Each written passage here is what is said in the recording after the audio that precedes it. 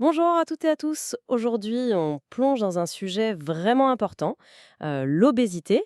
On entend souvent des chiffres, hein. En Belgique, par exemple, quasiment un adulte sur quatre concerné.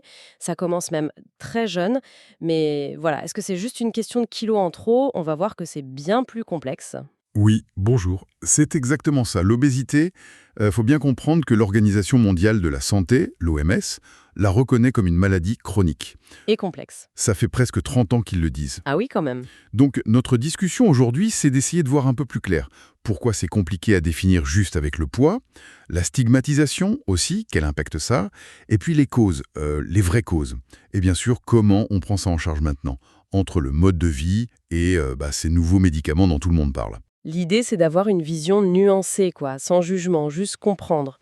Alors, commençons par la base. Comment on définit l'obésité? Souvent, on sort l'IMC, l'indice de masse corporelle, plus de 30, hop, obésité. Mais bon, c'est pratique pour les stats, mais pour une personne donnée, c'est limité, non? Ah bah oui, très limité même. Le gros défaut de l'IMC, c'est qu'il mélange tout. Muscles, graisse, il fait pas la différence. Prenons Didier par exemple, un gars super sportif, très musclé. Son IMC peut être à 32, techniquement obèse, alors qu'en vrai, il a très peu de graisse. Exactement. Et à l'inverse, Yanis, plus âgé, sédentaire, un IMC peut-être normal, 24, mais il pourrait avoir beaucoup de graisse cachée, là au niveau du ventre, la fameuse graisse viscérale, la plus risquée. Et ça, l'IMC, il nous le dit pas du tout. C'est pour ça qu'on a besoin d'autre chose, d'une approche plus clinique. On utilise de plus en plus le système EOSS. C'est le système de classification de l'obésité d'Edmonton. EOSS. Oui, EOSS. En gros, ça évalue l'impact réel de l'obésité sur la santé, indépendamment de l'IMC. Ça classe les gens en stades de 0 à 4, selon les problèmes qu'ils ont. Métaboliques, physiques, psychologiques, même fonctionnels. D'accord. Concrètement, ça donne quoi? Stade 0, c'est qui? Stade 0, c'est notre Didier, l'athlète. IMC élevé, mais zéro souci de santé lié à ça. Aucun symptôme, aucun facteur de risque. Ok. Et stade 1? Stade 1, là on commence à voir des petits trucs. Une tension artérielle un peu mimite, une glycémie qui monte doucement, des petites douleurs articulaires, ou alors un impact psychologique, mais léger, genre une petite baisse de morale liée au poids.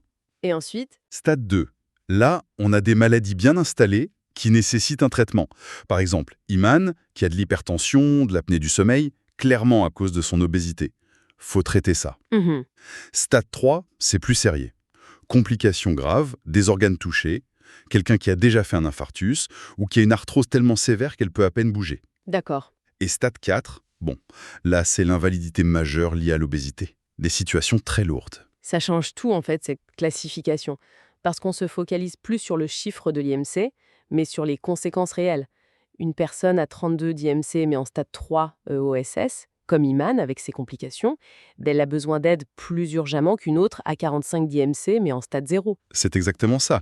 C'est beaucoup plus logique, plus centré sur la personne et ses vrais besoins. Et ça nous amène tout droit à l'importance des mots qu'on utilise. Oui, justement. On entend encore beaucoup un obèse, une obèse, mais on recommande plutôt une personne vivant avec l'obésité. Pourquoi cette différence est si importante? C'est pas juste du politiquement correct, hein. Non, non, c'est fondamental. Ça aide à lutter contre la stigmatisation. Quand tu dis personne vivant avec l'obésité, tu reconnais que la personne, c'est une personne avant tout. Elle n'est pas réduite à sa maladie. Malheureusement, les clichés ont la vie dure, hein. Le manque de volonté, la paresse. Et ça s'infiltre partout, même chez les soignants parfois. Ah oui. Comment ça se voit concrètement dans le milieu médical, cette stigmatisation? Mais ça peut être subtil ou très direct. Des remarques, même pas méchantes au départ, mais culpabilisantes. Genre, faudrait faire un effort quand même. Ça renforce la honte. Ou alors, la tendance à tout mettre sur le dos du poids. Vous avez mal au genou? C'est le poids. Vous toussez? C'est le poids. Et on risque de passer à côté d'autre chose. Hmm. Et puis, il y a le matériel aussi. Le brassard du tensiomètre trop petit, qui fait mal, la balance qui s'arrête à 150 kg, la table d'examen pas adaptée. Tout ça, c'est humiliant, vécu comme tel par le patient. Et parfois, oui, on reporte des soins. On dit « perdez d'abord du poids, on verra après ». On imagine bien Émilie, là, qui doit aller chez le médecin. Elle peut appréhender, se dire «Oh, qu'est-ce qu'on va encore me dire?» Ça doit pas donner envie d'y retourner. Ah, c'est clair, ça crée une vraie barrière. La confiance est rompue. Et l'impact sur le moral, n'en parlons pas. Le stress, l'anxiété, la dépression. Et ce stress chronique, ironiquement, il peut lui-même faire prendre du poids ou empêcher d'en perdre. C'est un cercle vicieux terrible. Ce qui nous ramène à la question, mais pourquoi c'est si compliqué? Si c'était juste une question de volonté, le fameux mange moins, bouge plus, ça devrait marcher, non? Pourquoi ça marche pas si simplement? Ben voilà, parce que c'est pas juste une question de comportement. C'est une interaction hyper complexe entre plein de facteurs. Bien sûr, il y a l'alimentation. La quantité de calories, oui, mais surtout la qualité. On mange beaucoup trop d'aliments ultra transformés. Ah oui, ces trucs tout près. Exactement. Riche en calories, mais pauvre en nutriments. Bourré de sel, de sucre, de mauvais gras, et puis la taille des portions qui a augmenté. Parfois aussi des troubles du comportement alimentaire qui se greffent là-dessus. Et le manque d'activité physique, la sédentarité. C'est l'autre grand volet comportemental. Attention, c'est pas juste ne pas faire de sport, c'est aussi, et surtout, le temps qu'on passe assis. Au boulot, devant les écrans, dans la voiture. On bouge beaucoup moins qu'avant dans nos vies quotidiennes. Mais ce serait trop simple de s'arrêter là. Notre corps, notre biologie, elle a son mot à dire, non? Et comment? Un mot très important, on estime que nos gènes jouent un rôle majeur. L'héritabilité de l'obésité, c'est entre 40 et 70%. C'est énorme. 40 à 70%. Waouh. Oui. Nos gènes influencent notre appétit, comment on brûle l'énergie ou on stocke la graisse. Et puis, il y a tout le système hormonal. La leptine, la gréline, l'insuline. Ces hormones qui disent à notre cerveau « j'ai faim » ou « j'ai assez mangé ». Ce système peut être déréglé. Le microbiote intestinal aussi, on découvre son importance. Et puis, il y a des causes plus rares. Maladies hormonales, certains médicaments, et même le manque de sommeil chronique ou le stress chronique, ça a un impact prouvé. Et tout ça, ça se passe dans un environnement qui, lui, a complètement changé. C'est le point clé. Nos gènes, eux, ils n'ont pas changé si vite. Mais notre environnement, si. On vit dans ce qu'on appelle un environnement obésogène. Obésogène. Ouais, c'est-à-dire qu'il favorise la prise de poids. Nourriture très calorique, pas chère, partout, tout le temps, marketing agressif, ville conçue pour la voiture, pas pour la marche. Cet environnement, en fait, il appuie sur les boutons de nos prédispositions biologiques. C'est ça l'explosion de l'obésité. Et cette interaction complexe, biologie, environnement, comportement, elle a des conséquences lourdes sur la santé, bien au-delà de l'apparence. Ah oui, les risques sont multiples et sérieux. Côté métabolique et cardiovasculaire, c'est un boulevard pour le diabète de type 2. L'obésité en est la cause principale. Hypertension, mauvais cholestérol, maladie du cœur, AVC. Et le foie aussi. La fameuse maladie du foie gras, la NASH, qui peut évoluer vers la cirrhose. Ça, c'est pour le métabolisme. Mais il y a aussi des problèmes plus mécaniques, on va dire. Oui, le poids excessif, ça pèse sur les articulations, d'où l'arthrose, surtout genoux et hanches. Ça comprime aussi les voies respiratoires la nuit, c'est l'apnée du sommeil, et ça favorise le reflux gastrique. Et on sait maintenant qu'il y a un lien avec le cancer aussi. Malheureusement, oui. C'est prouvé pour au moins 13 types de cancers. Sein après la ménopause, côlon, foie, pancréas, rein. Les mécanismes sont complexes. Inflammation chronique liée à la graisse, trop d'insuline, hormones déréglées. Sans oublier tout l'impact psy, dépression, anxiété, mauvaise image de soi, la discrimination dont on parlait. C'est lourd, hein?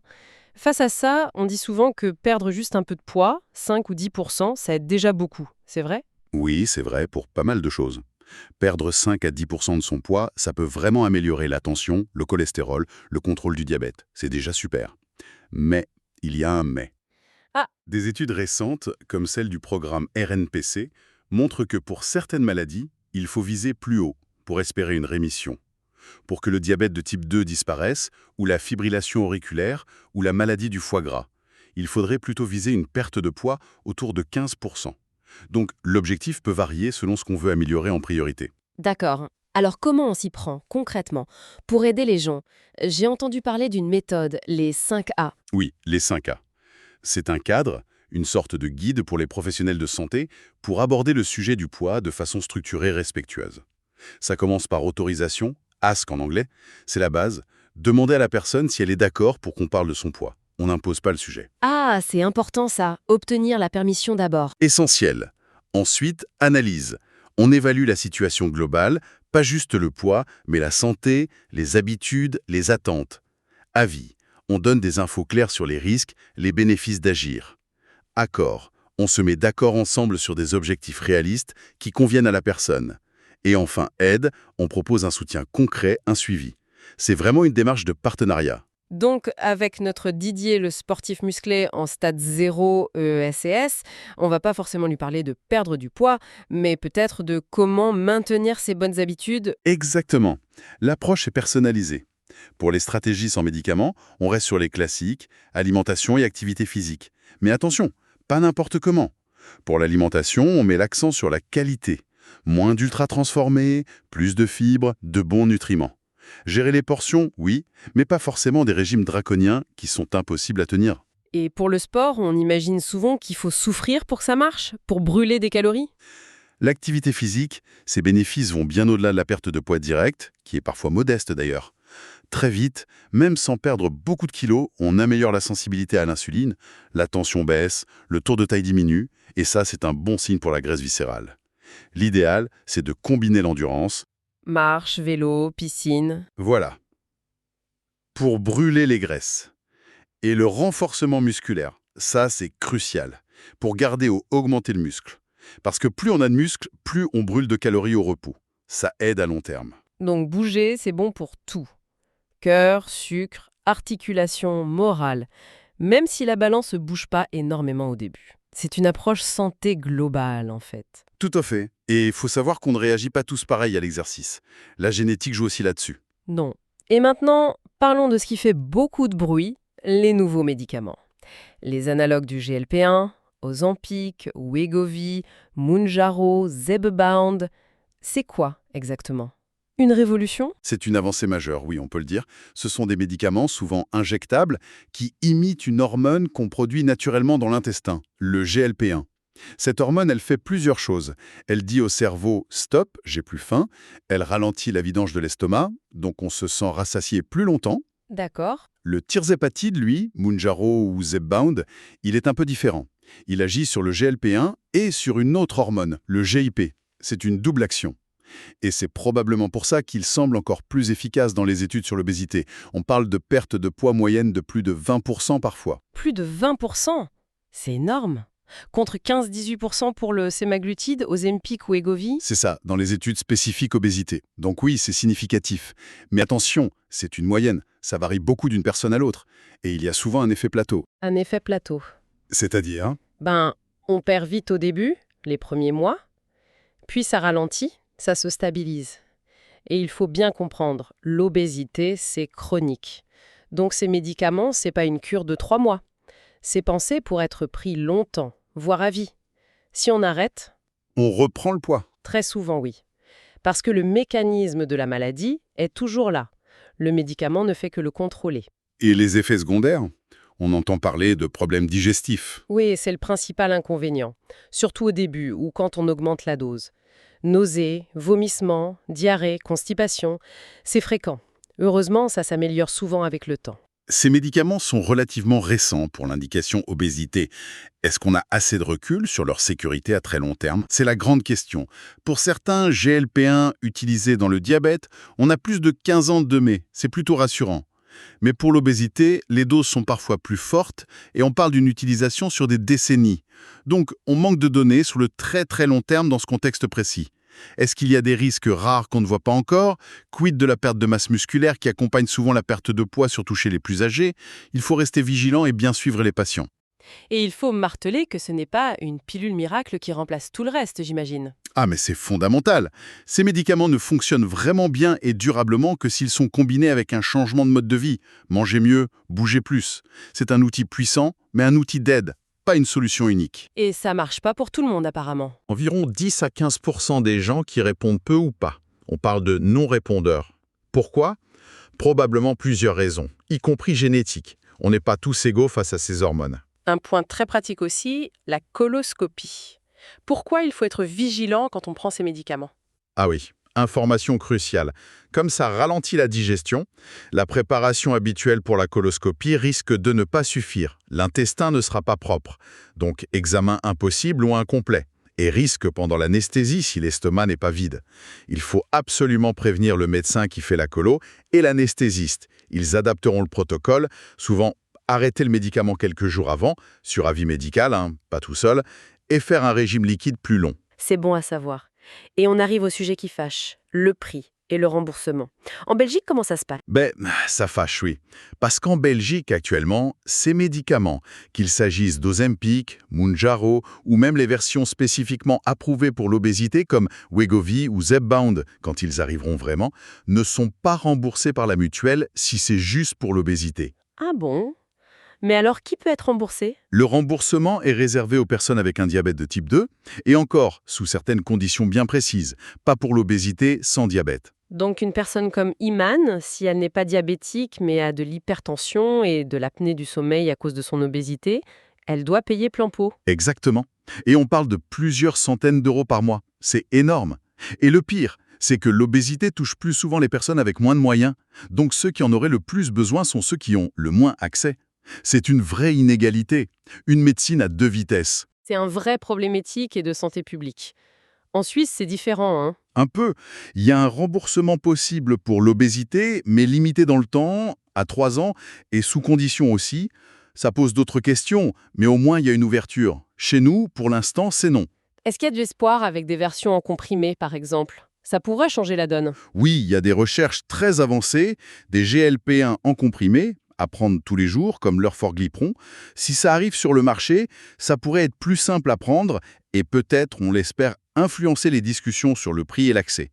Mais on n'y est pas encore. Bon, pour résumer notre discussion, l'obésité, c'est clairement pas juste une question de volonté.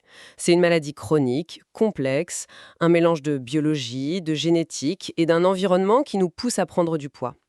Pour l'évaluer, l'IMC ne suffit pas, on a l'OESS. La stigmatisation, c'est un vrai poison qui freine les soins.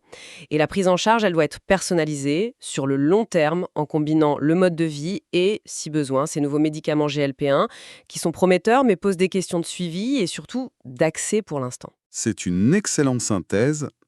Et peut-être pour laisser nos auditeurs avec une question. Étant donné cette complexité et le rôle énorme de notre environnement obésogène, est-ce qu'on ne devrait pas, en tant que société, arrêter de tout mettre sur le dos de l'individu et commencer à réfléchir sérieusement à comment créer un environnement qui aide tout le monde à faire des choix plus sains, plus facilement? C'est peut-être là le vrai défi.